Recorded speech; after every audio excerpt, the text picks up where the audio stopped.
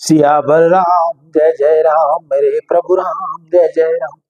जय मंगल भवनीय मंगलहारी, द्रवौ सुदर्शन अजर बिहारी, दीन दयाल वृद्ध संभारी, रघुनाथ मम संकट भारी। जय श्री राम। मैं ईशु हरवानी हनुमानगढ़ टाउन राजस्थान से रोज आपको गंगा दर्शन लाइव दिखाता हूँ, पंचांग बताता हूँ, तत्पश्चात स्कंद रामायण का एक अध्याय सुनाता हूँ। आज का जो स्कंद रामायण की कथा का शीर्षक है वह है सप्त ऋषियों का आगमन, शिव के साथ पार्वती के विवाह का निश्चय, समस्त देवताओं का शिव जी की बारात में आगमन, हिमवान द्वारा स्वागत तथा मंडप में कन्यादान की तैयारी। लोमश जी कहते हैं, तदनुसार भगवान महेश्वर जी के भेजे हुए सप्त ऋषिगण सहसा हिमवान के पास आए। उन्हें आया देख हिमवान ने मन में बड़ी प्रसन्नता हुई और उन्होंने शीघ्र उठकर उन सब का स्वागत सत्कार किया। फिर मस्तक झुकाकर विनय पूर्ण पूछा, महर्षियों आप लोग कैसे पधारे? आपने आगमन का कारण बताइए। तब सप्तऋषियों ने कहा, पर्वतराज हम लोग भगवान शिव के भेजे हुए हैं, यहाँ आप ही के पास आए हैं। आपकी कन्या को देखना ही हमारे आने का उद्देश्य है, अतः शीघ्र अपनी कन्या हमें दिखाइए। बहुत अच्छा कहकर हिमवान ने पार्वती को वहां बुलाने और सप्तऋषियों से हंसते हुए कहा, ये मेरी कन्या है, किंतु इस समय मुझे आपसे एक विशेष बात कहनी है। जो तपस्वियों में सबश्रेष्ठ है, परम विरक्त है और कामदेव का नाश करने वाले हैं, जिन्होंने काम के शरीर को जलाकर उनके अनंग बना डाला है, ऐसे भगवान शंकर अब विवाह के इच्छुक कैसे हो गए? जो अधिक समीप या अधिक दूरी रहने वाला हो, अपने से अत्यंत घनी, अनंत अन्यथा सर्वथा निर्धन हो, जिसकी कोई आजीविका न हो तथा जो मूर्ख हो, ऐसे पुरुष को कन्या देना अच्छा नहीं माना गया है।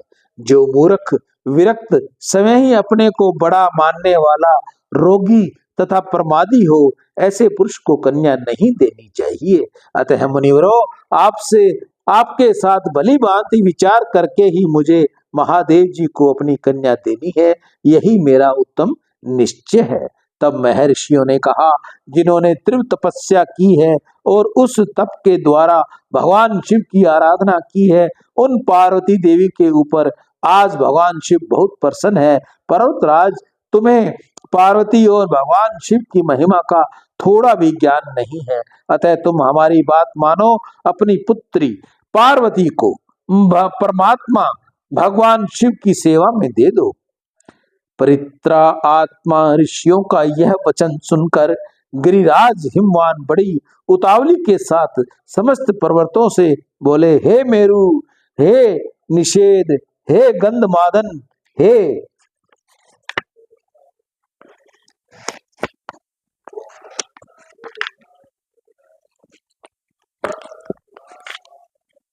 मंद्राचल और हे मेनाक, तुम सब लोग अपनी यथोस्थिति सहमति दो, जिससे वैसा ही किया जाए। तब बातचीत करते हुए कुशल मैना ने कहा, नाथ, इस समय आपसे विचार करने से क्या लाभ है?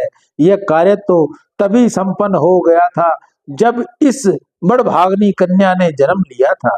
यह देवताओं का कार्य सिद्ध करने के लिए उत्पन्न हुई है, भगवान शिव के लिए ही इसका अवतार हुआ है, अतः यह शिव को ही दे देनी चाहिए। इसने भगवान रुद्र की आराधना की है और रुद्र भी वरदान देकर इसका आदर किया है। महाभागा पार्वती साक्षात सती ही है, अतः यह शिव को ही ब्याही जाए। यह वैवाहिक कृत्य हमारे द्वारा भगवान शिव की पूजा में निमित्त बनेगा। मैना की यह बात सुनकर हिमवान बहुत संतुष्ट हुए। तदंतर सप्तऋषियों ने वहां से पुनः लौटकर भगवान शिव की उनके प्रेयसी पार्वती का सब वृत्तांत इस प्रकार कहा। देवेश्वर गिरिराज, हिमवान ने अपनी कन्या आपको दे दी, इसमें संशय नहीं है। अब देवताओं के साथ ले शीघ्र ही पार्वती से विवाह करने के लिए जाइए। और ऋषियों का यह वचन सुनकर परमेश्वर शिव ने कहा, विवाह कैसे होगा और कौन कौन उसमें चलेंगे, ये सब बात विस्तार पूर्ण बताओ। तब उन ऋषियों ने भगवान सदाशिव से हंसकर कहा, देव, भगवान विष्णु को बुलाना चाहिए। साथ ही ब्रह्मा, इंद्र, ऋषिगण, यक्ष, गंधर्व, नाग, सिद्ध, विद्याधर, किन्नर, अप्सरागण तथा अन्य लोगों को भी शीघ्र बुलाइए। ऋषियों की यह बात सुनकर महादेव जी ने देव ऋषि नारद से कहा, तुम शीघ्र जाकर भगवान विष्णु को बुला लाओ। उसके बाद ब्रह्मा, इंद्र तथा अन्य देवगणों को भी ले आना। लोक पावन नारद ने भगवान शिव की आज्ञा का शिरोधार्य की और तुरंत वहां से भगवान विष्णु के लिए धाम वैकुंठ में गए। वहां उन्होंने देखा भगवान विष्णु एक श्रेष्ठ सिंहासन पर विराजमान है। देवी लक्ष्मी उनकी सेवा कर रही है।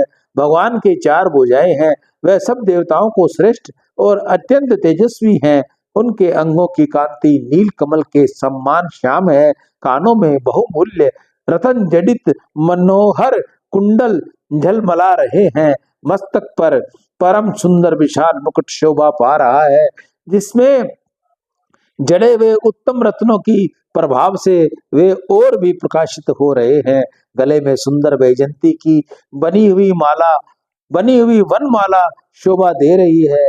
इस प्रकार त्रिभुवन में एकमात्र सुंदर के सनातन देव विष्णु वैकुंठ में विराज रहे हैं।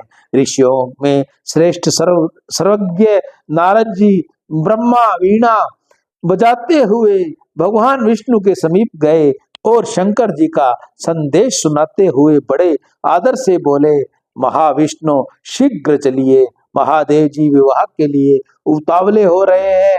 उनकी ओर से सब कार्यों की व्यवस्था करने वाले केवल आप ही हैं। नारद जी की बात सुनकर देवाधिदेव भगवान जनार्दन नारद जी तथा पार्षदों के साथ ले वहां से चल दिए। भगवान विष्णु योगेश्वरों के भी प्रभु हैं, महान है तथा परमात्मा है। वे उस समय गरुड़ पर आरूढ़ होकर श्रेष्ठ देवताओं के साथ आकाश मार्ग से भगवान शिव के समीप गए। योगी जन जिनके चरणार बिंदों का सदा चिंतन करते हैं, वे महादेव जी भगवान विष्णु को आधा देख उठकर खड़े हो गए और आनंद में हो गए। छाती से लगा लिया। फिर भगवान हरि और हर दोनों एक ही आसन पर विराजमान हुए। दोनों ने एक दूसरे की कुशल पूछी। तत्पश्चात महादेव जी बोले, विष्णु, पार्वती जी की तपस्या से मैं उनके वश में हो गया हूँ और आज उनका पाणी ग्रहण करने के लिए हिमवान के घर चलना है।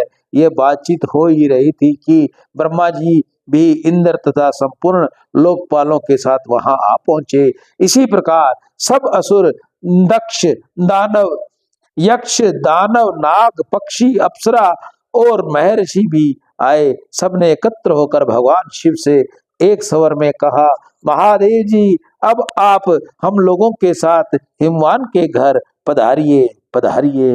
तब भगवान विष्णु ने इस प्रस्ताव के अनुरूप बात कही, शंभो, आपको ग्रह सूत्रों तक विधि के अनुसार ही यहाँ वैवाहिक कर्म करना चाहिए।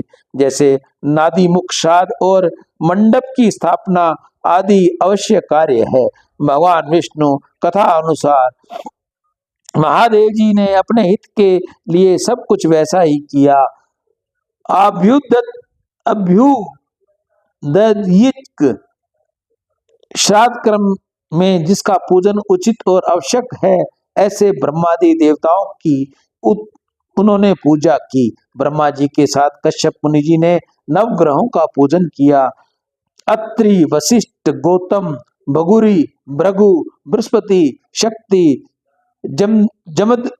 जमदग्नि, पराशरम, मार्कंडेय, शिवावाक्य, शून्यपाल, अक्षत्रम, अगस्त्य, च्यवन और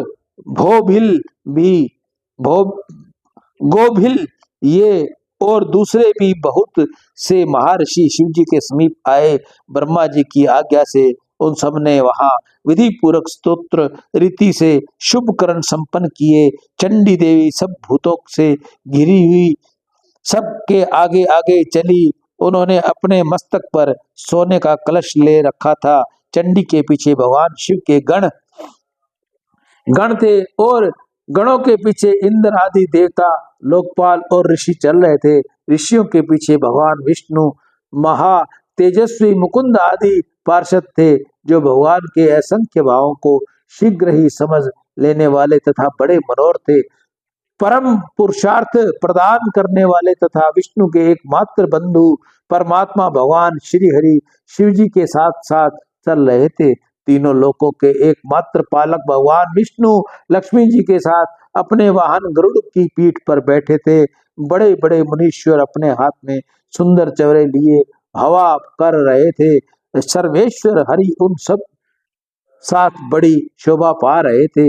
इसी प्रकार ब्रह्मा जी भी चारों वेदों, छह वेदांगों, आगमों, इतिहासियों और पुराणों के साथ अपने वाहन हंस पर विराजमान थे। ब्रह्मा, विष्णु, देवेश्वर गण तथा ऋषि वृंद से घिरे हुए भगवान शिव अपने वाहन वृषभ पर आरूढ़ होकर चल रहे थे। वे संपूर्ण योगेश्वरों के लिए भी दुर्लभ तथा अगम्य है। देव देवता, सिद्ध और महर्षि गण जिन धर्म करते हैं, उसी धर्म स्वरूप धर्मवत्स वृषभ पर महादेव जी आरूढ़ थे। मृतकाएं उन्हें सब ओर से घेर कर अपनी मधुर वाणी द्वारा भगवान शिव के लिए मंगलाचार करती थी। इस प्रकार भगवान महेश्वर संपूर्ण देवदानों के साथ सब प्रकार से अलंकृत हो नारियों में श्रेष्ठ पार्वती जी का पानी ग्रहण करने के लिए गिरिराज हिमवान के घर गए। उधर गिरिराज हिमवान बड़ी प्रसन्नता के साथ अपनी पुत्री के लिए उसी प्रकार सब मंगलाचार्य कर रहे थे। उन्होंने गर्ग जी को पुरोहित बनाकर महान वैभव के द्वारा मांगलिक भूमि निर्माण करवाई। विश्वकर्मा को बुलाकर उनके द्वारा बड़े आदर के साथ अत्यंत विस्तृत मंडप तैयार करवाया, जो बहुत सी वेदियों के कारण अतिशय मनोहर जाना पड़ता था। वह मंडप अनेक प्रकार के गुणों से तथा भांति भांति के आश्चर्य दृश्यों से सुशोभित था। उनका विस्तार हजारों योजन का था। वह अपनी दिव्य निर्माण कला से देवताओं को भी मन मोह लेता था। तदंतर इंद्र आदि सब देवता नारद जी को आगे करके हिमवान के परम अद्भुत भवन में एक साथ गए। उन्हें विश्वकर्मा जी विचित्र ढंग से बनाया था। वहां अनेक प्रकार की आश्चर्य भरी बातें देखने में आती थी। वह यज्ञ मंडप अत्यंत पवित्र और उत्तम था। बहुत लोगों ने सर्वश्रेष्ठ बताकर उनकी प्रशंसा की थी। उनकी कारीगरी अद्भुत थी। वह मन और बुद्धि के लिए अतक्रय तथा बुद्धिमान विश्वकर्मा ने इस प्रकार विचित्र यज्ञ मंडप की रचना की थी। वे संपूर्ण देवेश्वर ऋषियों के साथ उस मंडप में प्रवेश करना ही चाहते थे। तब तक हिमवान की दृष्टि उनके ऊपर पड़ी। हिमवान ने आगे बढ़कर उनका स्वागत किया और उन सब के ठहरने के लिए बड़े मनोहर गृह प्रदान किए। गंधर्व, सिंध, प्रथम, यक्ष, देव, नाग तथा अप्सराएं, इनमें से जो जहां सुखपूर्ण रह सके, उन्हें वही विश्राम स्थल हिमालय ने दिया। हिमवान ने सम्मानित होकर सब देवताओं ने अपने परिवार और वाहन सहित उस मंडप में आदर पूर्वक निवास किया। विश्वकर्मा ने उसी बहुत विस्तृत आकाश बना रखा था। ब्रह्मा जी के निवास के लिए अत्यंत प्रकाशमय स्थान बनाया गया था। उसी प्रकार भगवान विष्णु के लिए दूसरा भवन बना था, जो अत्यंत विचित्र और बहुत ही प्रकाशमय था। विश्वकर्मा ने उसे अपने हाथों संवार कर अत्यंत मनोहर बना रखा था। इसी प्रकार चंडी ग्रह भी उन्होंने बहुत सुंदर बनाया था। उसके अतिरिक्त विश्वकर्मा ने एक और अत्यंत विचित्र परम मनोहर महामंगल में श्रेष्ठ देवताओं द्वारा प्रसिद्ध कैलाश के समान अतिशय प्रभापूर्ण तथा अत्यंत शोभायान भवन बना रखा था। उसमें ही हिमवान ने महान वैभव के साथ भगवान शिव को ठहराया। इसी समय मैना देवी अपनी सखियों तथा ऋषियों मुनियों के साथ भगवान शिव की आरती उतारने के लिए आई। उस समय जो बाजे बज रहे थे उनके शब्द तीनों लोकों में गूंज रहे थे। मैना ने तपस्वी शिव जी को अपने हाथों से आरती उतारी। वह बड़ी सती साध्वी थी। माता जा माता को देखकर उन्हें पार्वती की कही हुई सब बातें स्मरण हो गई और वे विस्मय वि, वि, विमुग्ध हो उठी। मैना मन ही मन कहने लगी, अहो, पार्वती ने पहले ही मेरे समीप जो कुछ कहा था उससे कहीं अधिक सौंदर्य इस समय मैं महादेव जी के अंगों में देख रही हूँ। ये सौंदर्य जो अनिर्वचनीय है। इस प्रकार विषम में डूबी हुई मेनका देवी अपने घर में लौट आई। उस समय पार्वती स्नान करके मंगल पीठ पर बैठी थी। ब्राह्मणों की स्त्रियों ने सब ओर से उन्हें घेर कर आरती उतारी। तदंतर गर्गाचार्य ने कहा, विद्वानों, आप लोग इसी समय पानी ग्रहण के लिए भगवान शंकर इस मंडप में ले आवे। इस कार्य में शीघ्रता होनी चाहिए। गर्गाचार्यों का वचन सुनकर गिरिराज हिमवान के सब मंत्री भगवान शंकर के पास गए और उन्हें 3 कलशों में जल से मांगलिक विधि के अनुसार भगवान सदाशिव को स्नान करवाया तथा उनकी आरती भी उतारी। स्नान करके सुंदर वस्त्र धारण कर लेने के पश्चात शंकर जी उन सबके पुण्य पूजन किया। उसके बाद उन्हें सब प्रकार के आभूषणों से विभूषित करते हुए हाथी की पीठ पर चढ़ाया। उस समय भगवान शिव के मस्तक पर बहुत बड़ा छत्र तना हुआ था। उस छत्र में उनकी बड़ी शोभा हो रही थी। ऊपर से चंदोआ तना था और सब ओर से उनके लिए चंवर डुलाए जा रहे थे। ब्रह्मा, विष्णु, इंद्र तथा लोकपाल वर्ग के आगे आगे चलते हुए उत्कृष्ट शोभा से संपन्न दिखाई देते थे। इस यात्रा के समय शंख, बेरी, पटह, अनाक और गोमुख आदि बाजे बज रहे थे। संपूर्ण गायन उत्तम मांगलिक गीत गा रहे थे। इससे आगे की कथा हम आपको कल सुनाएंगे। रोज हमारा ये विषय रहता है कि हम आपको 15-20 मिनट की कथा अवश्य सुनाएं। कल इसका हम शेष भाग सुनाएंगे आपको। सियावर राम, जय जय राम, मेरे प्रभु राम, जय जय राम। जय मंगल भवन मंगलहारी, इंद्रवौ सुधर बिहारी, दीन दयाल विश्व संभारी, रघुनाथ संकट भारी। जय श्री राम। मैं ईशु हरवानी, हनुमानगढ़ टाउन, राजस्थान से रोज आपको गंगा दर्शन लाइव दिखाता हूँ, वह पंचांग सुनाता हूँ। राम।